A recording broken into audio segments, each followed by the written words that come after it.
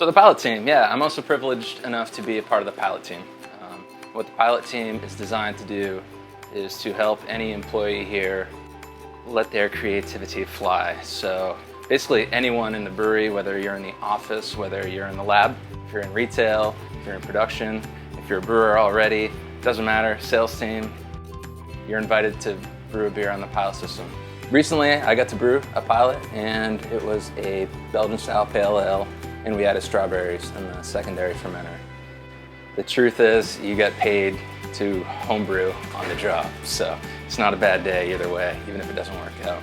Sometimes it works out really well, and these beers can become our anniversary beer, our Fluxus beer. It could be a one-off draft-only beer. Pilot system is huge. When I first started working about 5 years ago, they were introducing it. I couldn't believe it. Everybody is allowed to brew in the company. I mean, everybody.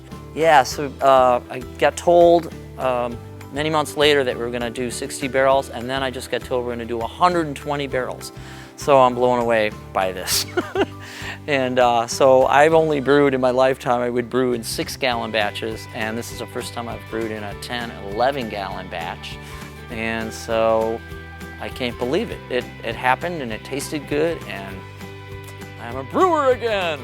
We come in with that passion for beer, and it's just taking off even more. I was psyched to create a Russian Imperial Stout, and we added cranberries through the whole entire process, including the Whirlpool and the hop edition.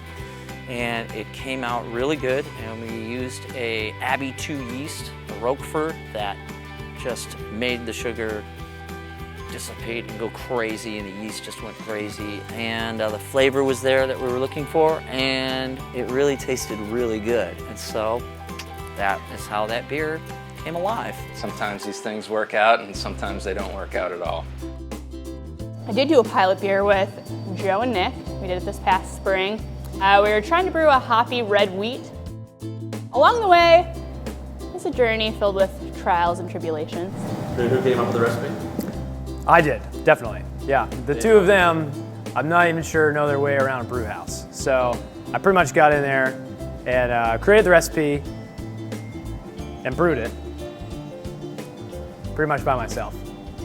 The better part of the recipe was me. We had some issues. Pretty much everything went wrong, yeah. They were like, we're gonna put this percentage of this in and it's gonna have this. And people were like, you're gonna do what?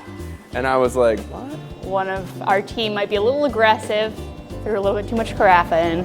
Which upon further review was an issue.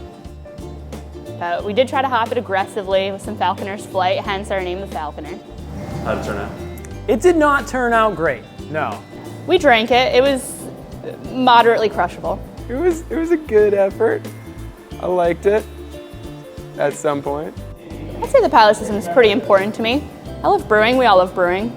And especially with the new BrauCon system, I'd say there's a lot of opportunity with the pilot system. Now freeing up some of the pressure on the 30-barrel system, I think that next year's Fluxus, I pretty much sealed the deal on that one.